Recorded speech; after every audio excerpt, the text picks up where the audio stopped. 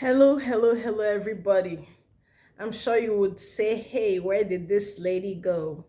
Before I start, my name is Dr. Chineye Chukaipere. I'm a pharmacist and a mom and a wife and a busy mom at that. So I'm here today to give some stories about in between cultures.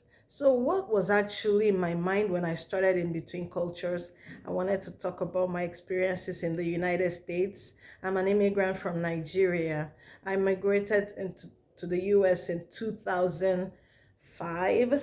So, this year will be my 16th year in the United States.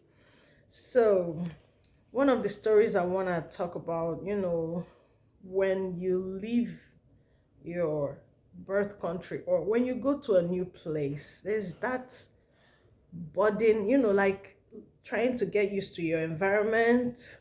First of all, you won't just come today and start going everywhere you want, right? You're going to start small and start to think big.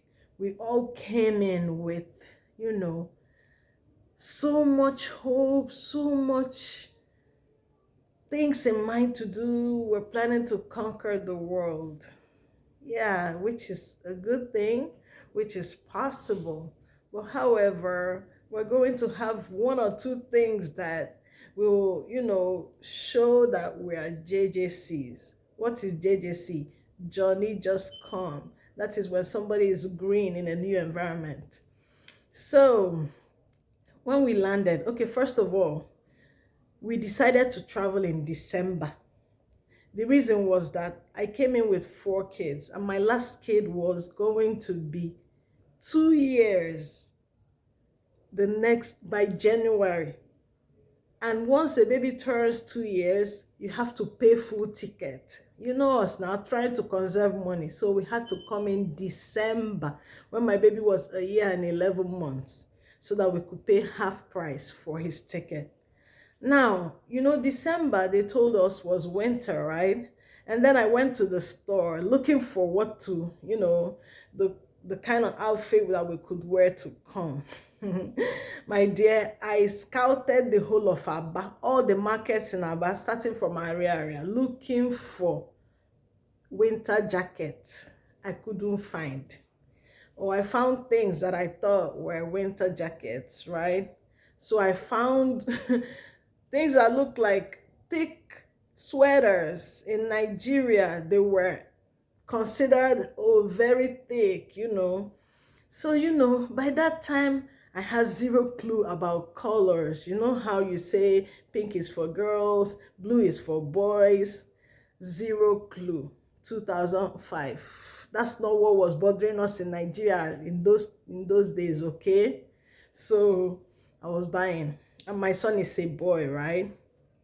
So I bought one white sweater with pink designs on the front, right?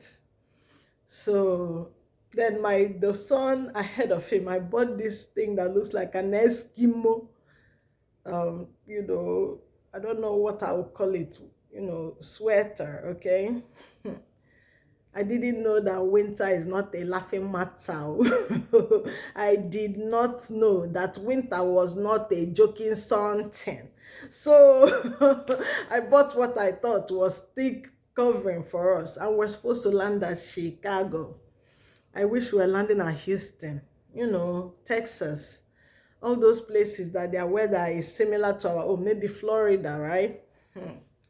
My dear sister, we finished planning. You know how when you're about to travel, you braid your hair. I had one daughter, okay, then. So I braided her hair, braided mine, and all the boys went and cut gorimapa. They went and, shave, cut their hair. Guess what? We got in the plane to get to the United States. All excited, anxious, sort of, that sweet nervousness and anxiousness of doing something you've never done before. And we got on the plane. Guess what happened? A white lady saw my son. She was like, "Oh, she's so pretty. Why did you scrape off her hair?" I was like, I was like, no, she's not a boy. I mean, she's not a girl, she's a boy. She's like, really? And she has a girl sweater on. I looked at the sweater, waiting be my own. I just want to cover my child up. And guess what? Even the one I found for him, before I suffered, because for you to know that there is nothing like winter coat where I come from. If you sell winter coat in our market, it will be bad market because nobody is going to buy it from you, right? So I had to go to bend down to even find the ones that I found. And I know I did like this before I found them. So I was like, what is girl about this sweater? The sweater has zipper from here to here. What is girl? By then I had zero clue that, now, there was no social media then, no. So if there was something like Facebook, maybe interaction on Facebook will expose my eye, but I was so blinded that time. So I was like, I don't know what this lady is talking about. So my dear, that was my first, in Nigeria, we don't care. You just wear clean clothes and leave your house. It's not as if boys will wear girls' clothes. Our own, the most difference for us was dress. Are you wearing a dress? Are you wearing trousers? Mostly, they'll say, oh, trousers is for males, dresses are for females, or skirts are for females, right? But not color. In Nigeria at that time, nobody cared about color, okay? Then another thing, when I now came to the United States, okay, in one of my husband's cousins' homes that we stayed in. I don't remember if it's my brother's home or my husband's cousin's home. We were giving some money to go and shop for the kids. So I saw this very nice Christmas pants, like those pants that you wear during Christmas season, right? That you used to take Christmas pictures and all that. And I bought it for my daughter, and I wore it for her to go to school. It looked beautiful to me, oh, nice outfit, oh, only for my daughter to go to school and come back and started crying. Mommy, don't you ever wear this thing on me again? Don't you ever wear me this kind of outfit again? I said, my daughter, what did I do? She said, they were laughing at me in school today that I came to school with my PJs. I was like, all right, yeah. I said, okay, so even at home, you will not wear this one. I said, look at this outfit, you yourself, judge it. Before you left this place, if you knew it was a PJ, would you have worn it? So that's how we started learning. Well, then the other mistake where I make, the the time when we came, I braided my hair so nicely. Just, this one is a wig though, but, it's this kind of hair that we braided.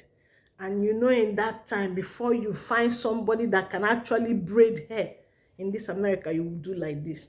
Our host told us, buy attachment in bulk and come. So we bought expressions, extensions, hair pieces, hair for weaving our hair. We brought a lot. I forgot where I was. Fine hair that I braided. 1 week, 2 weeks, before you know it, she is there loosening the hair. The auntie when their house said, what are you taking of this hair? Where else are you going to make this kind of hair that is still looking fresh? I was like, it's old. It's old Guinea. Where are you going to make this kind of hair? My brother, my sister, I took off this hair. Now in my hair, because all my life, I never knew people could braid their hair by themselves. I never knew it. Now to do the hair na wahala. I've never relaxed my hair by myself before. Is it not in Nigeria? Every corner you go, you will see hairdressers everywhere. Why would I start trying to relax my hair? Hey, so one weekend, they say, let us go and visit our relatives that live in, is it South Carolina? We all dressed up. I was rejoicing. Hey, when we get there, I'm going to ask one of the, teenage daughters to braid my hair. As we got there, the girl said it's $40. Hey, immediately I don't walk the mass. 40 guinea. A job for braiding hair.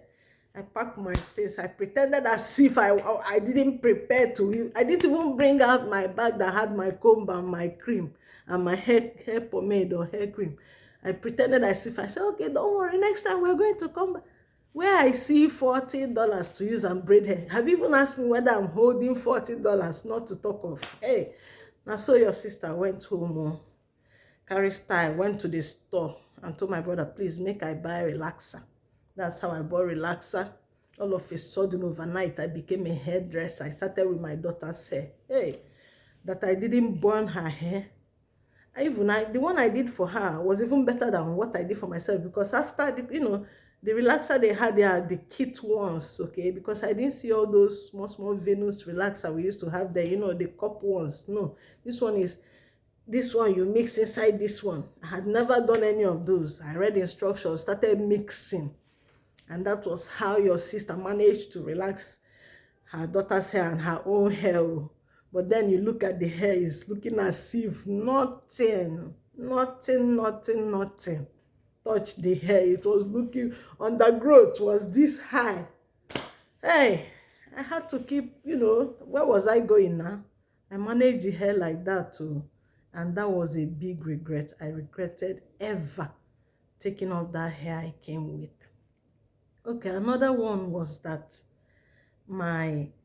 our hosts, how you come in, everybody's treating you so, beautiful.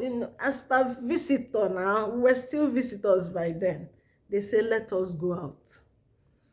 Did I even tell you people, how did I even leave the plane? Or how did we leave the airport to enter car the day they came to pick us from the airport? With that, our flimsy sweatshirt looking sweater. Immediately they opened that. You know how the airport, the front door will open. It was O'Hare Airport. For us to just waka or even run from the door to the car was like as if we were running 1,000 kilometers. Hey, my goodness gracious. The door opened and the cold just came. Woo! Hey, oh my goodness. I had never felt that way before.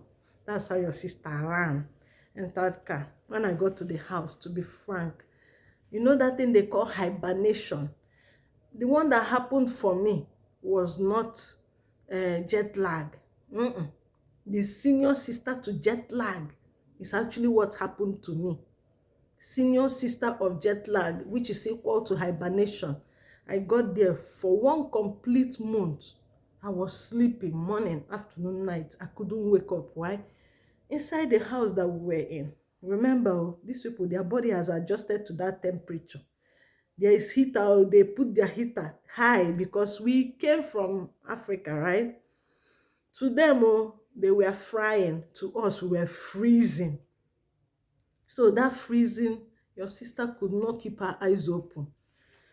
Then they said, come, let's go and look around.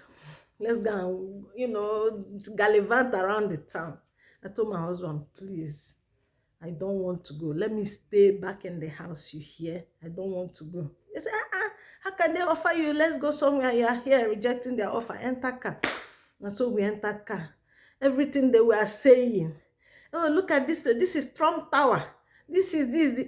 Your sister did not see anything, did not hear anything. Sleep did not catch me as we were walking on the way. Guess what?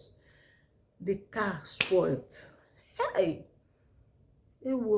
Car spoiled with that cold. When the car, when car is off, AC go off. Hey!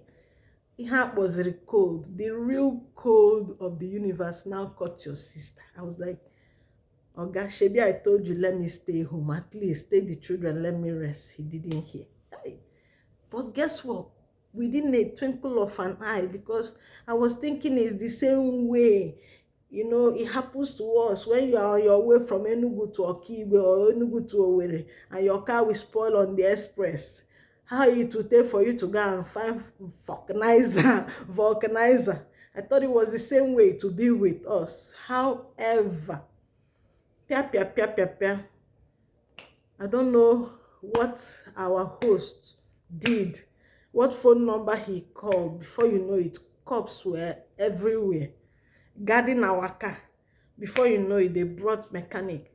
In a twinkle of an eye, everything was done. We're like, oh, village people.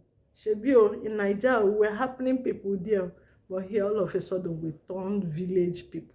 Hey, but this, the swiftness. Can you even, how do you contact police people when you have a problem with your car in Nigeria? Are you going to use leg to go there? Or do you even, all through my life in Nigeria, I don't know if I had a police number. I don't, police phone number. Well, that time, cell phone, how many people have cell phone? Is it not Nokia, whatever that we're using then? So, my dear, hey, the way that police came and helped us out was something else. Finally, the final story I want to tell now. If you see that girl, that boy, that house girl, that house boy you keep in your house, thank them very, very well. Did you hear me? If you have never said thank you to them, I want you to rush now and go and say thank you to them. You don't know what those people were doing for you in Nigeria. Me, I had married for probably about 8 to 10 years by then. Guess what? I came to America. Housework overwhelmed me. Our host had a baby. The intention was that, okay, I'll be holding the baby now, helping out in the house. I didn't know that the maid life has spoiled us completely in Nigeria. Hey, can a maid be in your house and be holding baby and be cooking? No. The maid will hold the baby. The maid will prepare the food. Highest, maybe, chop the vegetables and everything. Then you come and mix and you say you have cooked. I come back from work. I go straight, take my shower, lie down and sleep. As I'm in my room, they will pass my food there. I will eat. Then I observe siesta, wake up, go to mission, go to church, do women meeting, come back, my dinner is ready. That type of life, we didn't understand. We took it for granted. And as God will have it, God will help me, because shortly before we came here, I released my last girl that was helping me. I released her. So I kind of practiced a little bit, but still I had somebody helping me with washing clothes, maybe washing my car. So I was still doing small things. And then I thought that was housework. In this America, now you go work. You will go to work very well, because that place, there's nothing like ghost workout.